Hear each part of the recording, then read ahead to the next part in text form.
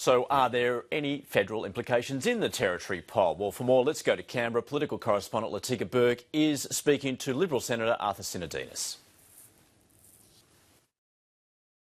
Do you think the Conservatives are going to claim victory in the Northern Territory tonight? Latika, it sounds like it's going to be relatively close just from some information I had during the week. I think it'll be decided on territory factors. They're a different breed up there.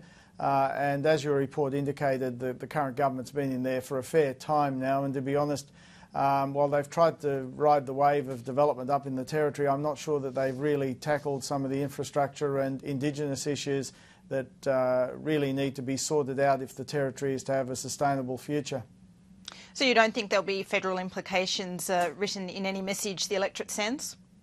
I'd be surprised. Most polls these days, you focus on the level of government that you and whether you want to change that level of government. And if people feel strongly that the Territory needs a change of government, they will do that. I wouldn't read too much into it at this stage. Arthur Sinodinos, why do you think BHP delayed expanding its Olympic Dam mine? Well, I can only go on what they've said themselves. It's an environment of rising costs for them. Commodity prices seem to have been coming off. I think they've got the luxury of waiting when it comes to Olympic Dam, and I think they're waiting to see whether the cost environment can improve. They're waiting to see, I suspect, whether if there were a change of government, conditions improve which allow them to accelerate the development of the mine. Marius Kloppers in the past has referred to the overall cost environment in Australia, including things like the tax environment. On this occasion, he focused specifically, I think, on operating or capital costs. But we'll have to wait and see. I think it is a difficult time for major projects in Australia. Our costs are rising relative to overseas. There seems to be, in the infrastructure and construction sectors, a differential of about 30 to 50%, partly shortage of labour and materials, and partly I think there is some wage push going on in some of the more expanding sectors like mining. We need to watch all of that, and the Australian dollar is also putting its own cost impacts on the sectors, although it is also reducing the cost of imported inputs, so there are some swings and roundabouts there. Look, I do want to get to construction costs, but I notice in your answer there you're not saying or not blaming the carbon or the mining taxes as your leader has done this week. Look, the carbon and mining taxes have a more pervasive impact across the sector as a whole. But what I'm saying is, if you're asking me what did they specifically say in their statement, that's what they said. But in the past, Marius Kloppers has, in various other contexts, criticised both the mining tax and the carbon tax. And certainly going forward, we would have a policy on the sector of taking taxes off rather than adding new taxes and adding to the cost burden in the sector. So in that case, Arthur Sinodinos, could a Liberal government assure South Australians that the expansion would go ahead under them? My belief is that it would go ahead under a Liberal government, yes. How soon? Well, look, how soon is the election? How soon could we discuss the matter with them? But a combination of a Liberal federal government and a Liberal state government would maximise the opportunity for that project to go ahead. I can guarantee you that. Now, back to construction costs, which is one of those factors BHP itself identified. What exactly would the opposition look towards addressing construction costs? Because when the states came to COAG last, Prime Minister Gillard refused them a Productivity Commission inquiry into construction costs, saying that they were too busy to examine this issue. Well, look, notwithstanding her refusal to do that, one of the commitments we have made is to restore some teeth to the building and construction industry watchdog.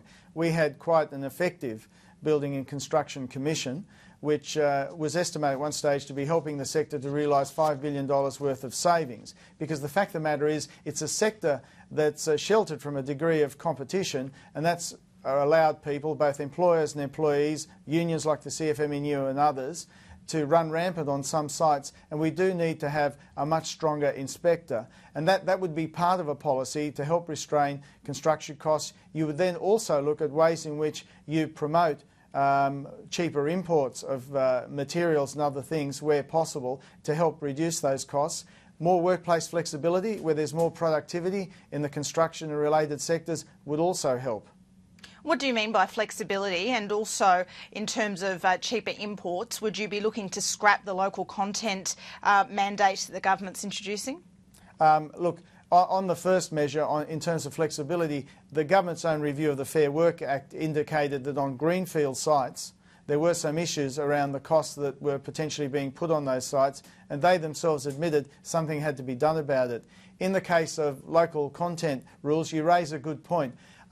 We must try and make sure that Australian producers of materials get a fair go, but not to the point where it makes it prohibitive to use those materials and therefore damages the very projects we need to get up, which will otherwise maximise our employment prospects. Latika, there's always a balance in these things. Do you think it's prohibitive at the current level? I beg your pardon? Do you think the current level is prohibitive? Look, in one sense, the fairest way to answer that question is you do that on a case-by-case basis. But you don't want a situation where you arbitrarily say that you can only use X proportion of local materials without, I think, having some regard to the cost impediment that might be. And at the moment, if we've got a cost blowout of 30 to 50% in Australia vis-a-vis similar projects overseas, you've got to ask yourselves, what are we doing wrong? Arthur Sinodinos, this week Tony Abbott twice admitted he hadn't read key documents that he was then seeking to comment on. Earlier in this term, he's boasted on Triple M that he found time to read 50 Shades of Grey. Does that strike you as odd from a man wanting to be the future Prime Minister?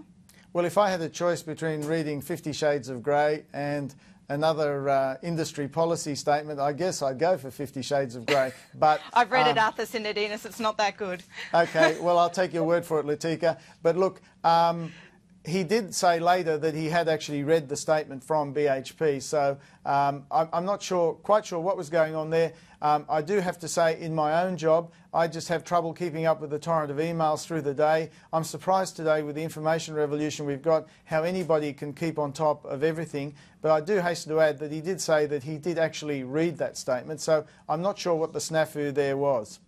But do you think he fumbled on those issues because perhaps, as Laurie Oakes writes this morning, he's not doing the hard yards on the complex stuff?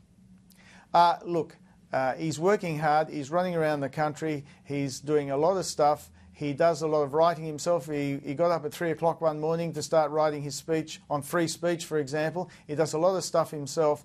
From time to time, he's only human. He will stumble, and that's part of his charm, I suppose, as a person. I've known him for a long time, that he's the first to admit he's got his strengths, he's got his weaknesses, but he's fundamentally a good bloke who works very hard, and I think his heart is in the right place in terms of what he's trying to do. Arthur Sinodinos, we've run out of time. Thank you for joining us on ABC News 24. Thanks, Latika.